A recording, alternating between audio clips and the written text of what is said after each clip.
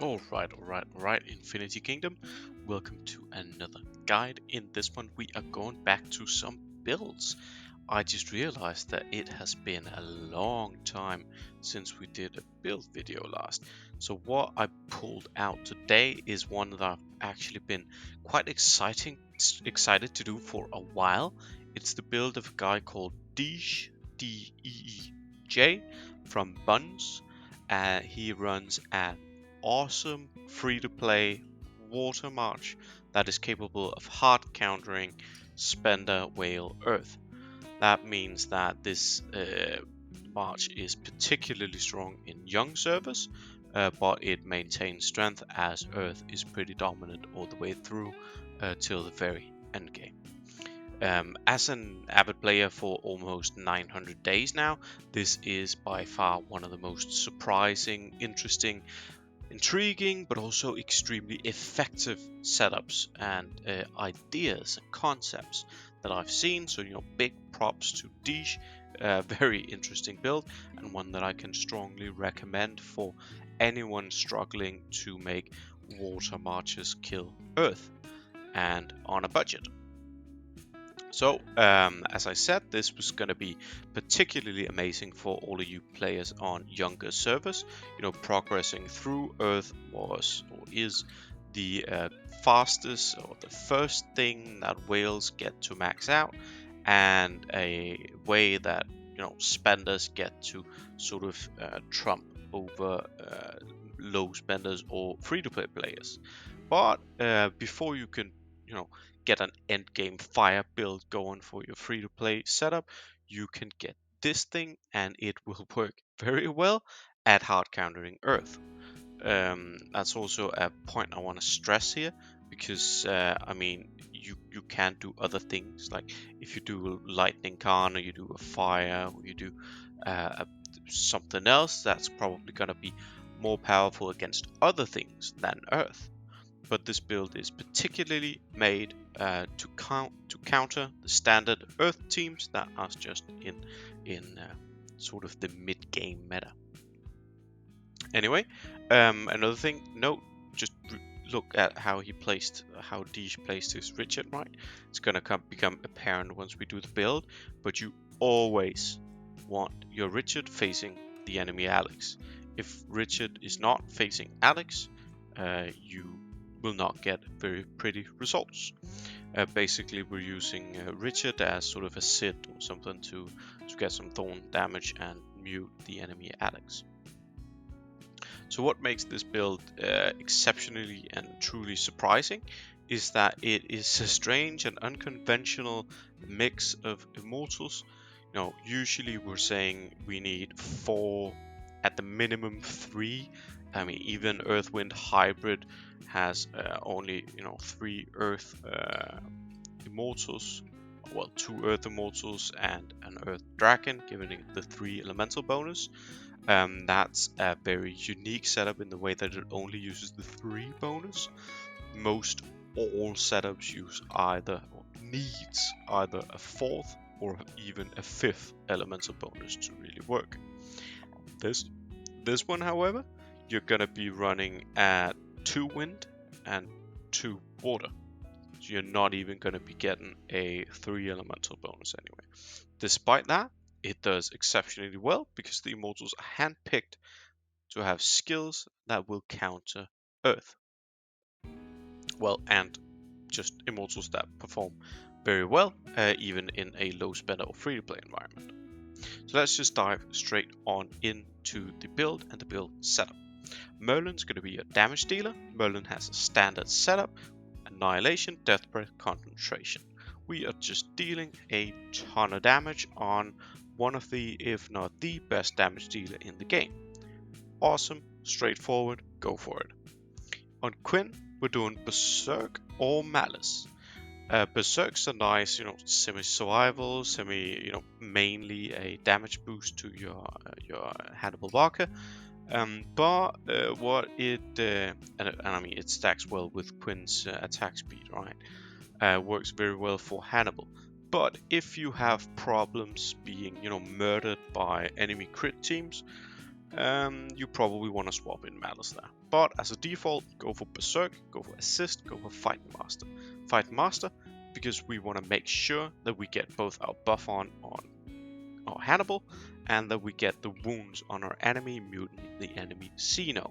We want to do that ASAP, and we want to make sure that even if the Earth Dragon procs a stun on our Qin, well, we're immune, so we get our debuff off anyway. We wound the enemy anyway.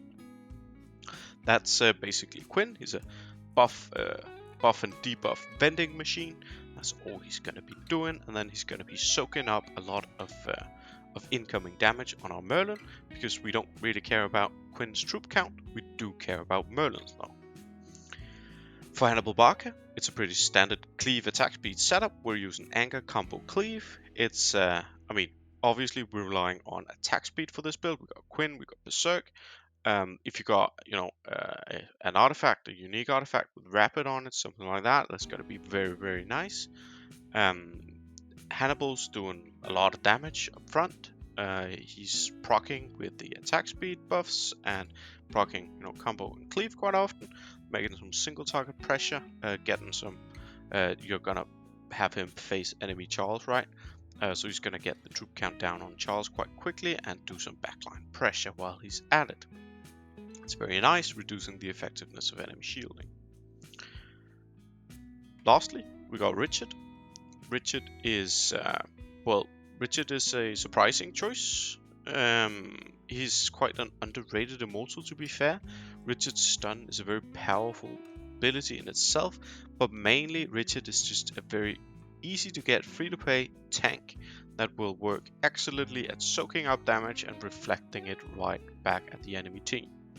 We're running Misleading, Lifelink, and Oakengard. We're playing on our enemies being non-hit capped. It's gonna work very well until you hit maybe around the 400k STP threshold. As enemy players begin finishing out the dragon talent trees, they get so much accuracy that Misleading by itself is not going to be feasible anymore. But up until that point, Misleading is an excellent skill and a very, very high value spot for just about anything.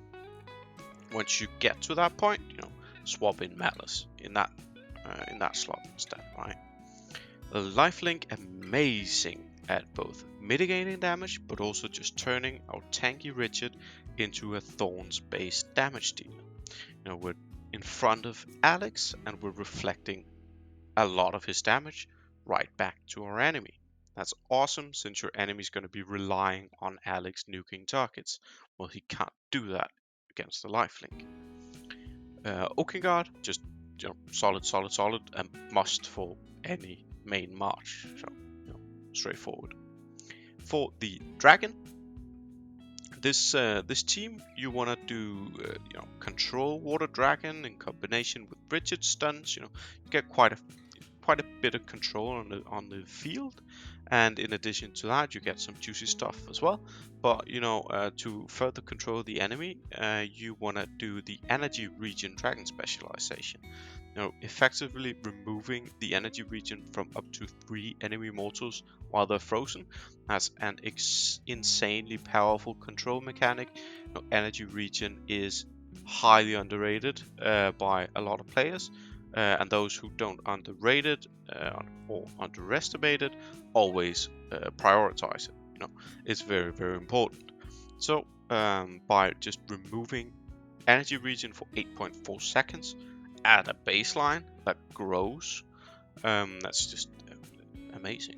On top of that, you're going to be getting a bit of a buff to the healing boost, an extra hot. That's nice. That's great. Gonna serve you well for PvE as well. PvP, it's quite fine, and obviously crap against wounds, but you're fighting Earth here, so a bit of extra healing, it's perfectly fine. For the results of this team, and this is all right, and the results are just amazing. I've seen DJ kill Earth teams that he has absolutely no business killing.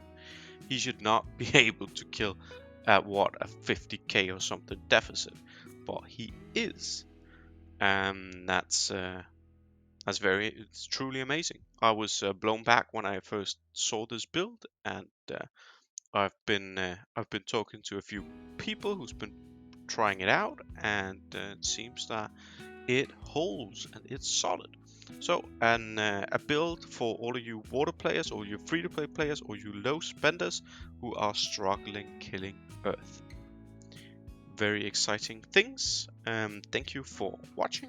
As always, I'm Myrak. You can find me on server 105. You can find me on Discord. You can find me on the wiki website. You can find me on YouTube and other places. Reach out, join the community. As always, please do subscribe to the channel. I consistently release new content here on the IK channel and on the official IK wiki website. Links are in the description. On these channels you can find guides from everything in IK, from events to talents, passives, finished builds and game mechanics. With that, I'm gonna leave you, and as always, thank you for watching, and see you for the next one.